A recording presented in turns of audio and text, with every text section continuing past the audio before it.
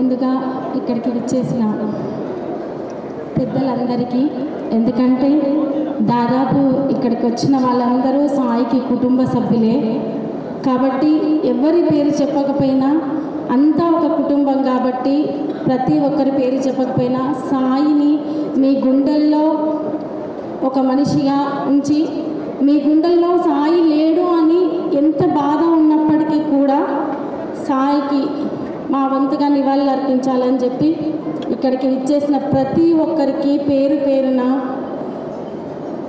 సాయి చంద్ తరపున ఉద్యమాభివందనాలు.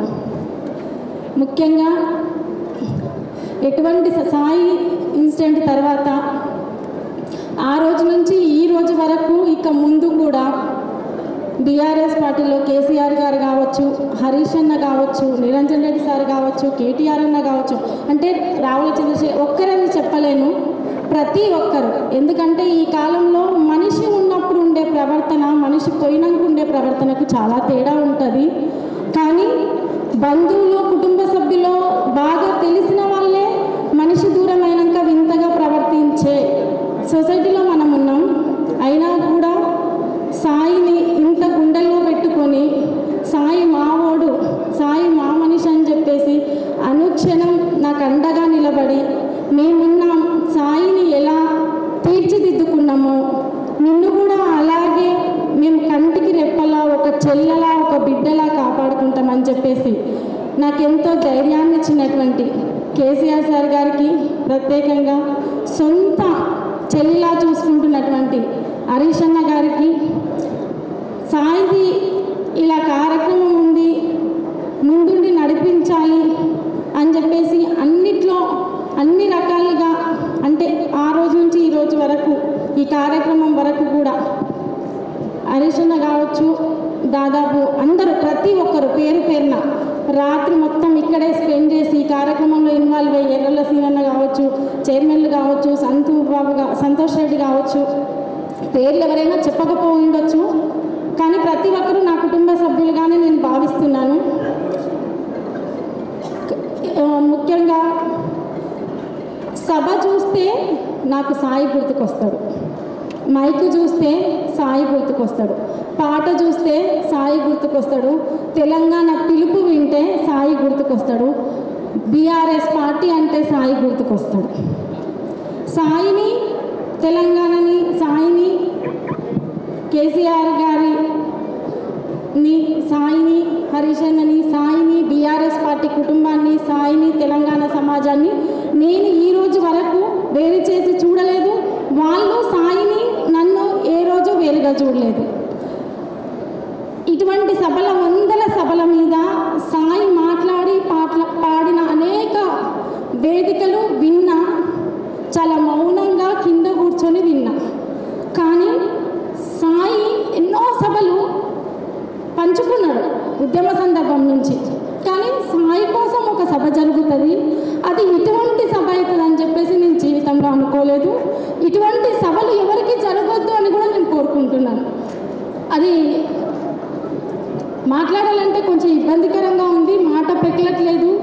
అయినా సరే కొన్ని విషయాలు, ఎందుకంటే ఆనాటి నుంచి ఈనాటి వరకు నాకు ఎంతో ధైర్యాన్ని ఇచ్చి ముందుకు నడిపిస్తున్నారు కాబట్టి కొన్ని విషయాలు పంచుకోవాలన్న దాంతో నేను మీతో పంచుకుంటున్నాను. సాయి గురించి చెప్పాలంటే సాయి నిజంగానే ఒక ఆయుధం. కానీ ఆ పదునెక్కింది మాత్రం కేసీఆర్ గారు, హరీష్ అన్న వీళ్ళ వల్ల మాత్రమే సాయి ఆయుధం పదునెక్కింది. పదునెక్కి తెలంగాణ మొత్తం తిరిగింది, తెలంగాణలో ప్రతి గడపకు చేరింది, ప్రతి ఇంటికి చేరింది. ఇంకా సాయి ఎన్నో పుట్టినప్పటి నుంచి ఆయన ఎదుర్కొన్న అన్ని సమస్యలు ఒకటని చెప్పలేను. నాకు తెలిసి జీవితంలో సాయి చూడని కష్ట నష్టాలు ఏవీ లేవు, చాలా ఉన్నాయి.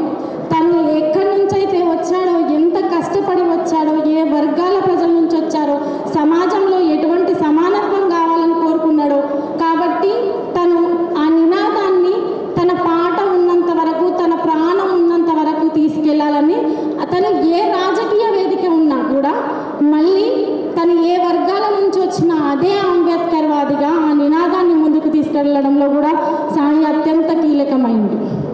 అయితే ఈ సభ సందర్భంగా ఇంకొక చిన్న అంశం, సాయి తర్వాత నా పరిస్థితి నిజంగా ఒక యుద్ధం జరిగిన తర్వాత ఆ యుద్ధంలో గెలుపొంది లేదు రాజ్యం పొందిన వాళ్ళ గురించి అందరూ మాట్లాడుకుంటారు. కానీ ఆ యుద్ధంలో ఓడిపోయి క్షతగాత్రులైన వాళ్ళ గురించి, అట్లా క్షతగాత్రులయ్యి మోటివేట్ అయ్యి మళ్ళీ యుద్ధానికి సిద్ధపడే వాళ్ళ చరిత్రలు చాలా తక్కువ మంది మాట్లాడుకుంటారు. వాళ్ళు ఏదో ఒక రోజు అంత పోరాటం చేసి మళ్ళీ యుద్ధాన్ని జయిస్తారు. ఆ యుద్ధాన్ని జయించడానికి కొంతమంది వ్యక్తులు ముందు ఉండి వాళ్ళని మోటివేట్ చేసి నడిపిస్తారు. అదే ఇప్పుడు బీఆర్ఎస్ పార్టీ నన్ను నడిపిస్తుంది. అదే కేసీఆర్ గారు, అదే హరీష్ అన్న. రేపు భవిష్యత్తు తెలంగాణకు కావచ్చు, పార్టీకి కావచ్చు, లేదు తెలంగాణకు కావచ్చు, రెండు కళ్ళలా దిక్చూచిగా హరీష్ అన్న కావచ్చు, కేటీఆర్ అన్న కావచ్చు, ఇద్దరు ముందుండి నడిపిస్తున్నారు.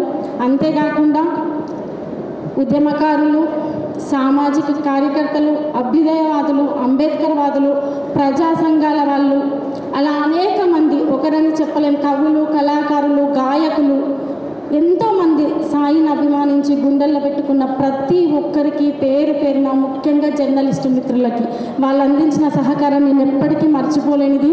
సాయితో పాటు కలిసి ప్రయాణించిన కళాకారులందరూ సాయి మీద అభిమానంతో ఎంతో సొంతంగా ఖర్చు పెట్టుకొని ఎన్నో పాటలు రాసి ఒక సంవత్సర కాలంగా సాయి లేడు అని ఏ రోజు అనిపించకుండా నన్ను ముందుకు నడిపిస్తున్న ప్రతి ఒక్కరికి, ఉమ్మడి పాలమూరు జిల్లా వాసులకి, యావత్ తెలంగాణ ప్రజలకు పేరు పేరున సాయికి నివాళులర్పించడానికి వచ్చిన మీ అందరికీ ఈ క్షణం నుంచి చివరి క్షణం వరకు సాయికి ఎలా సహకరించారో నాకు అంతే విధంగా అలాగే సహకరించాలని కోరుతూ జై తెలంగాణ, జోహార్ సాయి.